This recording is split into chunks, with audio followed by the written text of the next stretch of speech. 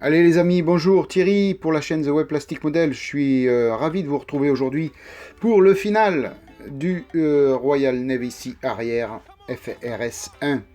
Ça y est, il est terminé. Alors, pas tout de suite puisque il va falloir encore faire quatre petites choses. Mais voilà, pratiquement tout terminé. Donc au niveau du waitering, j'ai pas fait grand chose parce que ce sont a priori des avions de la Royal Navy qui sont quand même assez bien entretenus. Donc normalement pas trop de vieillissement. Voilà, quelques petites traînées à droite à gauche, quelques petites parties de peinture usée avec l'alu en dessous. Voilà, je suis resté vraiment succinct sur tout ça. Je viens de passer une couche de vernis mat. Sur tout l'avion, tout simplement, pour protéger bien écoutez, le travail, le léger travail de salissure que j'ai fait. Et puis dans cette vidéo, donc il me restera à faire sur les 4 réacteurs, les 4 sorties, mettre un petit peu de pigment noir, peindre l'intérieur des roues là, couleur aluminium, et puis peindre en bout d'aile les petites lumières bleues et rouges qu'il y a pratiquement sur chaque avion. Voilà, donc ce qui va nous rester à faire sur cette vidéo. Donc pas grand chose, vous voyez, hein, c'est vraiment succinct. On va commencer par la peinture alu sur les petites roues. Et pour ça, eh bien, écoutez, je vais tester ces petits pinceaux, ces micro pinceaux de chez Master Tool. Donc c'est des micro brushes. Il y a 12 pièces dans le paquet, c'est Master Tool qui fait ça.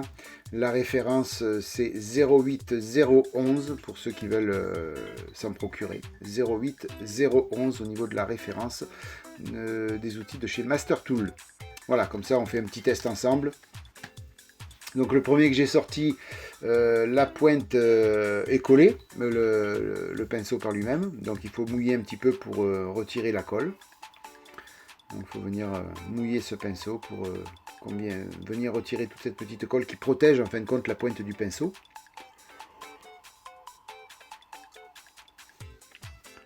Et après, bien écoutez, on va venir peindre donc avec ce petit pot Rebelle. En fin de compte, c'est de l'argent métallique. La référence 90 de chez Rebelle.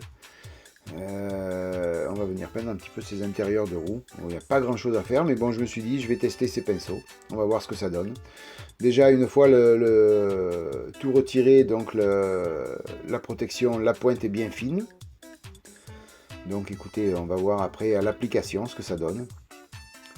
Voir si c'est digne des grands pinceaux ou pas. Voilà, hein, on fait un petit test ensemble. En direct, donc très peu de peinture, donc c'est de la peinture énamel. Après on peut prendre de la peinture acrylique, hein. Et puis on va venir appliquer, donc là il y a vraiment très peu à faire, hein, puisque c'est tout l'intérieur des roues. Et à première vue, écoutez, c'est bien précis, ce sont des petits pinceaux très précis. La pointe est vraiment pointue. Voilà, donc reste à voir après essuyage et nettoyage du pinceau, voir ce que ça donne. J'ai pu faire les 4 côtés des 2 roues. J'ai pas eu de soucis. C'est bien précis. Donc après, il faudra voir à l'utilisation. Ce ne sont pas des pinceaux jetables parce que je pense qu'on peut les réutiliser à plusieurs reprises quand même. Ce serait dommage de les jeter à l'usage unique. Mais ça peut dépanner. Alors, je pense que ces petits pinceaux, ils vont être intéressants quand vous allez avoir de la peinture un peu hard à utiliser. Plutôt que d'abîmer un pinceau en poil de martre par exemple, écoutez, abîmons cela, hein, je crois que c'est plus sage. Donc voilà, moi je sais que je m'en resservirai souvent parce que souvent, autant que faire se peut que la pointe reste bien pointue. Mais voilà, donc je pense que leur utilisation est vraiment sur de la peinture un peu hard, où au nettoyage on risque d'abîmer le pinceau. Donc plutôt que de prendre poil de martre, écoutez, on utilise cela. Vous voyez, après nettoyage, la pointe est bien fine encore. Voilà, donc là les poils sont encore humides. Après il faudra voir une fois sec ce que ça donne. Mais a priori je l'ai encore sous les yeux là pendant que je fais la voix off et la pointe est encore en bon état.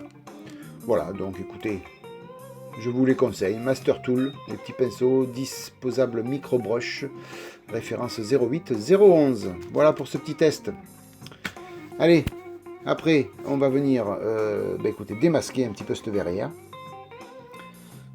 Donc retirer tout le masque puisque la dernière couche de vernis est passée, hein, donc on peut démasquer.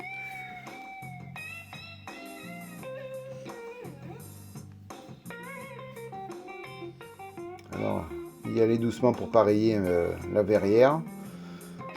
Mais à la fois, il faut quand même réussir à attraper la bande cache. Alors, il y a eu deux petits endroits, deux petits soucis où il y a un peu de colle qui est venu se mettre entre les bandes cache. C'est pas méchant, hein, ça se voit pas beaucoup. C'est pas grave. Mais voilà, j'aurais dû coller ça à la micro liquid tape. Mais j'ai collé ça à la colle normale, hein, la colle Tamiya extra fluide. Et il y a un petit peu de colle qui est venu entre deux morceaux de bande cache. Bon, c'est pas méchant. J'aurais pu m'abstenir de faire comme ça, c'est vrai.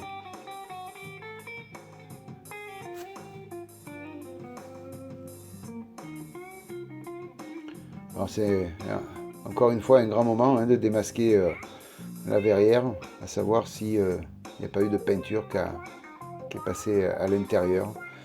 Et là, il s'avère que tout est très propre. Voilà, je suis vraiment content du résultat. Je suis aussi vraiment content du résultat sur ce arrière. C'était pas gagné d'avance avec toutes les parties à regraver, puisque vous vous rappelez, hein, donc les lignes de structure étaient en relief. Et donc je me suis tapé tout le gravage complet. Mais voilà, je suis vraiment hyper content du résultat. Ça fait un beau petit avion qui va venir rejoindre la vitrine. Et voilà, en plus il va être un petit peu mis en position vol. Donc je suis vraiment content du résultat. Alors par contre, quelques petits soucis d'ajustement par-ci par-là. Il faut jouer un peu avec le mastic. Si on ponce donc automatiquement avec les lignes de structure en relief, et bien écoutez, on n'a plus le choix que de regraver. Donc si vous regravez une ligne, vous les faites toutes. Le point négatif de cet avion, il est là, de ce kit Tamiya, c'est ces lignes de structure en relief. C'était le gros point négatif de l'avion. Après, vous avez vu dans les premières vidéos beaucoup de problèmes d'ajustement. J'ai joué beaucoup de mastic, surtout sur le dessus de l'avion, là. Un petit peu sur le dessous. Mais voilà, donc le résultat est là.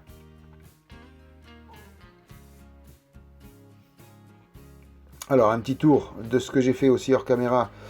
Donc, je suis venu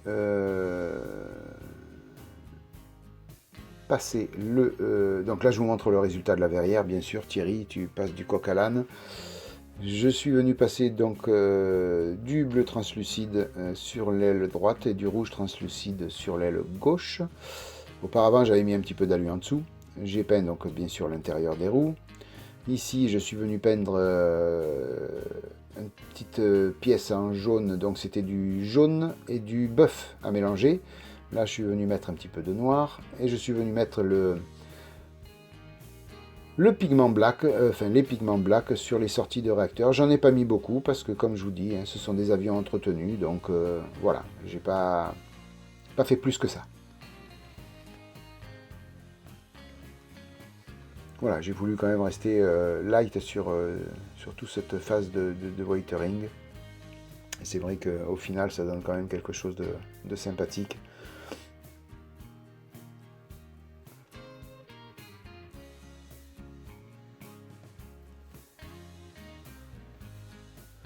Voilà, donc maintenant je viens le mettre sur son socle. La position qu'il aura dans la vitrine.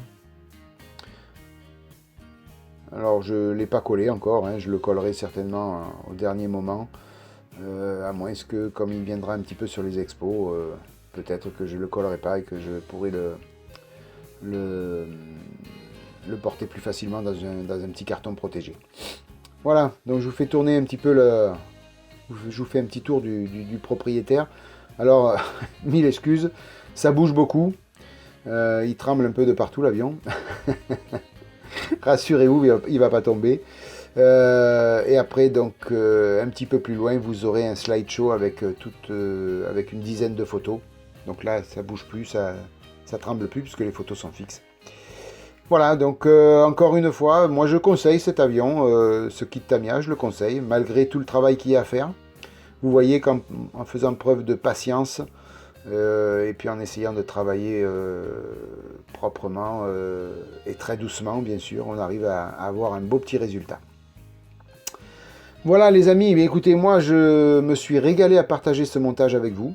J'espère que vous aussi vous avez pris du plaisir à regarder tout ce montage de ce arrière, Royal Navy Sea arrière FRS 1. Moi, en attendant, je vous remercie beaucoup de m'avoir suivi tout le long de ces vidéos. Sur cette vidéo aussi, n'hésitez pas à la liker si elle vous a plu. Je vous souhaite une bonne matinée, une bonne soirée, une bonne journée. Je vous laisse avec quelques photos, vidéos, comme vous voyez là maintenant. Et puis, je ne sais plus quoi dire. Et puis, je vous laisse avec le slideshow final, où vous aurez tout l'avion pris en photo dans tous les recoins.